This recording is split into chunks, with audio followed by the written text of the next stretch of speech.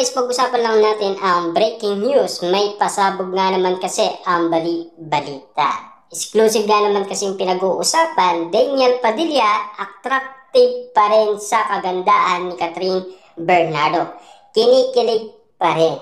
Kahit na nahihirapan man sila, at least nakikita naman natin na pinag-uusapan ngayon, nasisilaw pa rin si Daniel Padilla sa kagandahan ni Catherine Bernardo. Ibig sabihin, Catherine Bernardo pa rin ang pinakamahalagang babae para kay Daniel Padilla. Ang nakikita niya kasi, puro kagandahan lang ni Catherine Bernardo. At lalong-lalo na kasi yan ay pinagsisigawan ng mga Delulu fans. Siyempre, ayon pa sa iba, yan ay isang queen.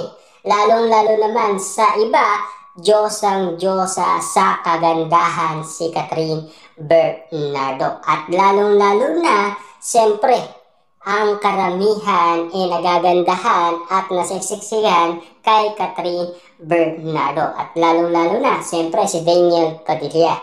Ayon kasi sa iba, ano kaya ang say daw ni Daniel Padilla kapag napapansin umano ang kagandahan at kaseksihan ni Catherine Bernardo? Nagre-react siya kasi siya mismo ang umamin na ini-stalk niya ang account ni Catherine Bernardo. At lalong-lalo na kung pinag-uusapan ang kanilang pagmamahalan sa isa't isa. Hindi lang natin alam kung bakit natatakot nga naman silang dalawa.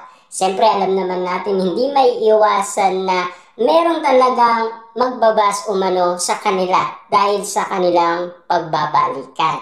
Pero aminado na tayo kahit na hindi man sila umamin sa isa't isa, ramdam na yan ng karamihan. Ang gusto kasi ng iba magkaroon ng balikan. Pero ang iba naman, nagkabalikan na daw sina Daniel Padilla at Catherine Bernardo. Yan kasi ang kanilang saloobin or yan din ang kanilang reaction umano na nasasabi ayon sa galing umano sa mga puso ni Daniel Padilla at Catherine Bernardo dahil sa kanilang pag-amin. Siyempre, with feelings nga naman kasi habang nakikita yon ng iba't ibang mga tao. Kasi ramdam nga naman nila ang kilig at pagmamahalan katniya. Na ngayon ay sanay na umano ang karamihan dahil sa pasabog ni Catherine Bernardo at Daniel Padilla sa isa't isa. Kita niyo naman, loyal pa rin sila sa isa't isa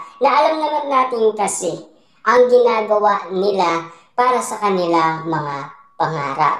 Hindi lang natin alam kung kailan nga naman kasi mangyayari at kung mangyayari pa ba ang inaasahan ng karamihan. Na alam naman natin kasi makatotohanan naman ang kanilang damdamin sa isa't isa. Yan din kasi ang sinisigaw ng karamihan. Lalong-lalo na kung sila ay nababaliw umano kapag naririnig nila ang pag-amin ni Catherine Bernardo at Daniel Padilla sa isa't isa. Kita niyo naman kasi naging independent sila at nagkalapit pa umano ang kanilang condominium sa BGC. Ibig sabihin, talagang mahal nila ang isa't isa. Hindi man nila ipakita sa atin ng malapitan, at least nararamdaman natin ang kanilang presensya, ang kanilang pagmamahalan, ang kanilang energy na para sila sa isa't isa. Dahil yun kasi ang ula sa kanila na magmamahalan pa rin sila at magkakabalikan din sila. Ayon kasi sa iba, ang patungkol umano sa nangyari kay Madja at Rambo na matalik na kaibigan ni Catherine Bernardo dahil ang naging istorya ni Madja at Rambo matagal din silang nagkaiwalay pero nagkabalikan din. Lalong-lalo na ikinasal at nagkaroon din sila ng anak. Samantalang nga naman kasi ganun din ang sitwasyon na nangyayari umano kina Daniel Padilla at Catherine Bernardo dahil sila ay pinag-uusapan at lalong-lalo na nagmamahalan naman sila. At hindi lang natin alam kung papaano nila ito isasagawa. Dahil yan na ang inihintay at inaabangan ng karamihan.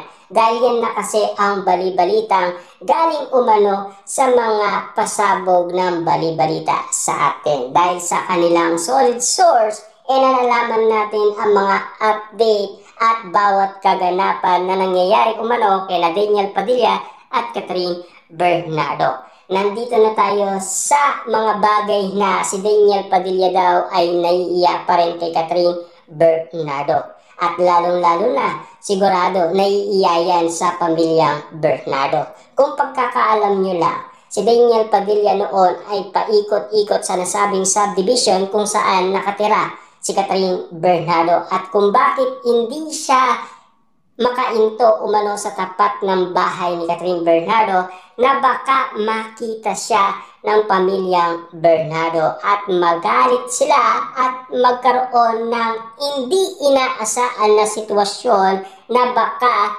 pagalitan pa si Daniel Padilla at baka totohanin pa ang sinasabi ni Daddy Teddy Bernardo noon kay Daniel Padilla. Lalong-lalo na kasi in-interview siya ni Catherine Bernardo kung sakasakaling lokohin siya ni Daniel Padilla at kung ano ang gagawin niyang akbang.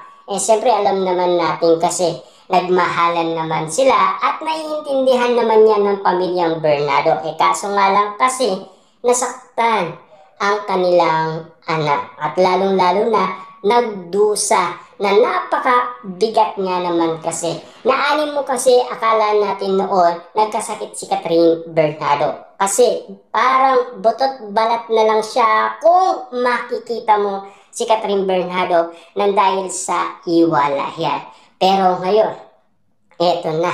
Nararamdaman na naman natin ang kanilang presensya sa kanilang pagmamahalan. Dahil yan na ang nakikita, dahil yan din ang nababasa ng iba't ibang mga tao sa kanilang mga mata. Siyempre alam naman natin kasi matagal nang naging issue yan ang patungkol umano sa iwalayan, at least naiintindihan naman ng iba. Pero ang iba, ayon sa kanila, nagkabalikan na daw sina Daniel Padilla at Catherine Bernardo. Yun ay nasa kalooban naman nila. Ang iba nga naman kasi naghihintayan pa rin kung ano ang mangyayaring kaganapan sa pagmamahalan kat niya